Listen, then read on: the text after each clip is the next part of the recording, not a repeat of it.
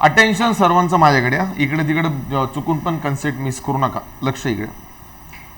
Electrical branch असो, electronics and telecommunication असो, electronics and computer असो, इन्स्ट्रुमेंटेशन असो की कुठली असो, कुठल्या पण ब्रँचमध्ये जेव्हा करंट व्होल्टेज नावाचे वर्ड्स यूज केले जातात ना, there is a one concept which is huge important according to your upcoming syllabus point of view, and name of the concept is nothing but phase difference.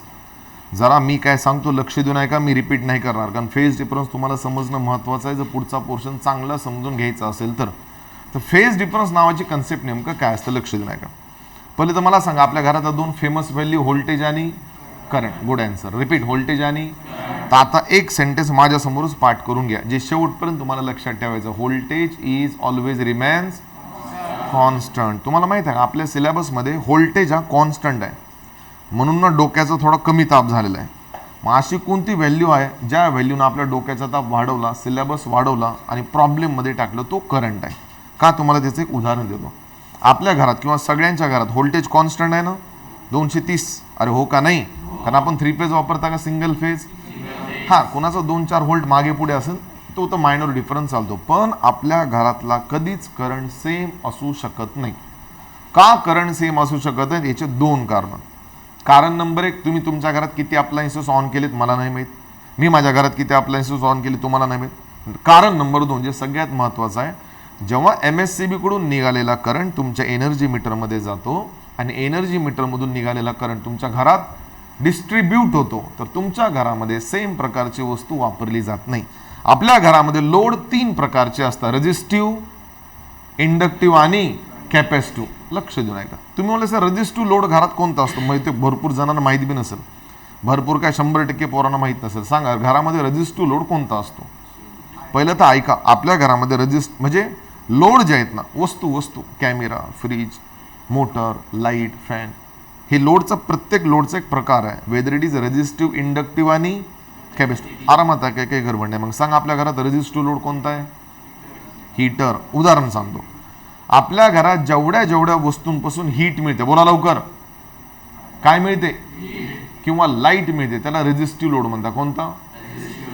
Inductive load म्हणजे जेवढ्या घरातल्या motor, मग ती छोटी motor असू की, सगळ्या inductive लोडमध्ये मोडतात. आणि कॅपॅसिटिव्ह लोडमध्ये घरातले कॅपॅसिटर, तुमचे चार्जरच्या मधले कॅपॅसिटर आणि बॅटरी, मोबाईलची बॅटरी, टॅबची बॅटरी, लॅपटॉपची बॅटरी, इन्व्हर्टरची बॅटरी, कशामध्ये मोडतात. कॅपॅसिटर. फटक्यात उत्तर द्यायचं. घरामध्ये अशा कुठला लोड आहे तिघापैकी ज्याच्यामुळे लाईट बिल थोडं जास्त येतं.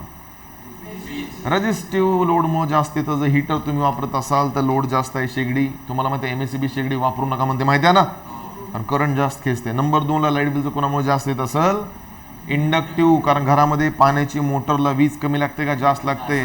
कन्क्लुजन, घरामध्ये करंट आला की वस्तूनुसार बदलतो, की तो R आहे का, तो L आहे का, तो C आहे. म्हणून हा जो करंट आहे ना, हा फ्लक्च्युएट होतो. या करंटला कधीच कॉन्स्टंट म्हटलं जात नाही, याला व्हेरिएबल करंट म्हणतात. कोणता.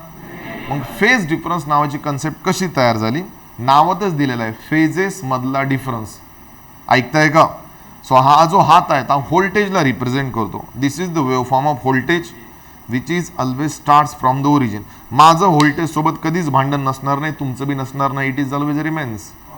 व्होल्टेजची जागा कधीच बदलणार, पण न्यूमरिकल मधले बदलू, कारण न्यूमरिकल मध्ये आपण काही करू शकतो. दिस इज द करंट. हा करंटनं काही ठेका घेतला का इथून स्टार्ट व्हायला पाहिजे नाही. आता बघा, मी दोघाची वेवफॉर्म ड्रॉ करत आहे, दोन्ही ॲट ए टाइम स्टार्ट होत आहे आणि ॲट ए टाइम एंड होत आहे.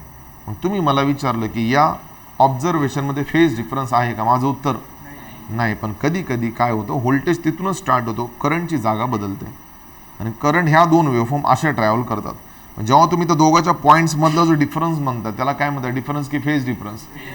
फेज डिफरन्स काही जगाच्या वेगळ्या नाही, साध्या भाषेमध्ये सांगतो, voltage waveform is always starts from origin. बोला, voltage is always starts from जागा बदलत.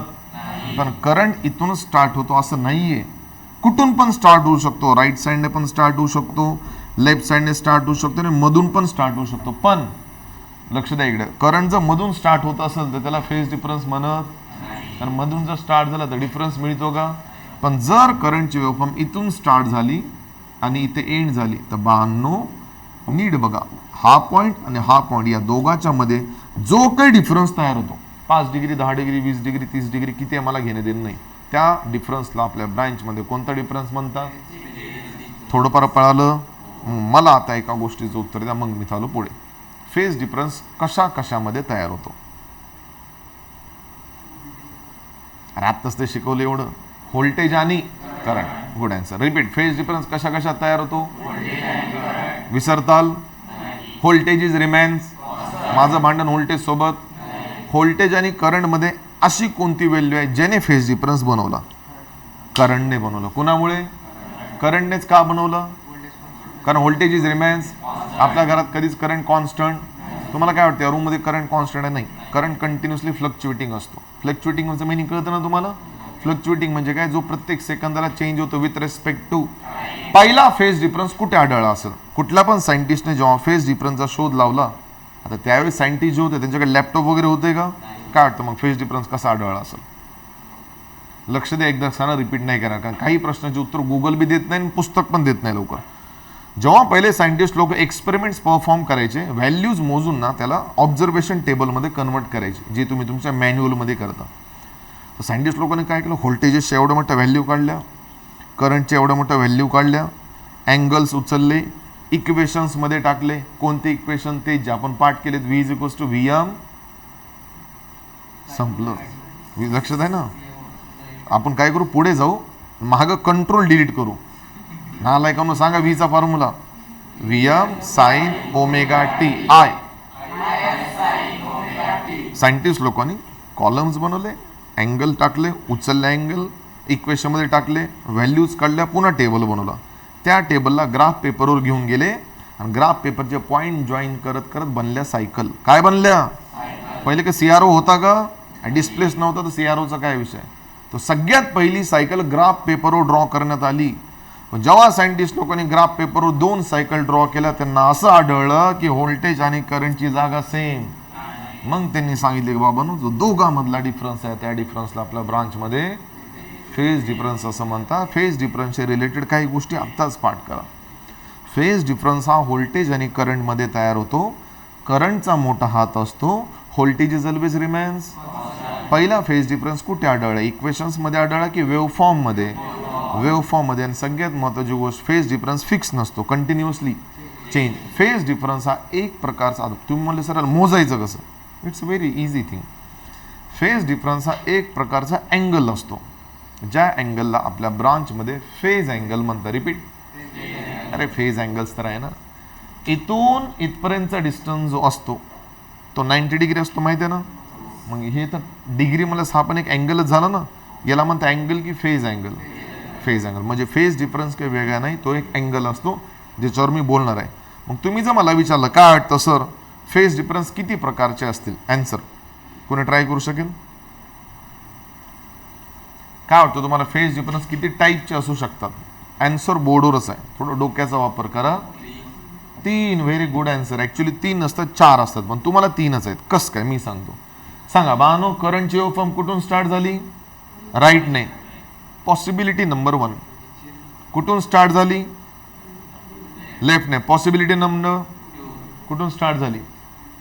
ओरिजिन. Possibility number. अरे असं कुठं काही बॉन्ड पेपरवर लिहिलं होतं का सायंटिस्ट लोकांनी मरण्याच्या अगोदर की वेव्हफॉर्म इथून स्टार्ट करा. एकतर सेंटर, एकतर राईट किंवा एकतर. पॉसिबिलिटी किती आहेत. फेज डिफरन्सचे टाईप पण 3च आहेत. पहिला आपण फेज डिफरन्स रिलेटेड माहिती कॉपी करू, मग मी तुम्हाला त्या 3 टाईपमध्ये मूव्ह करतो. चालेल. मोठा स्टार देऊन मेन्शन करा फेज डिफरन्स. टाइमपास करू नका, चला.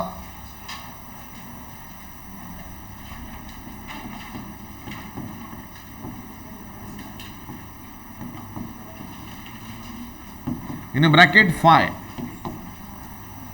is nothing but a phase angle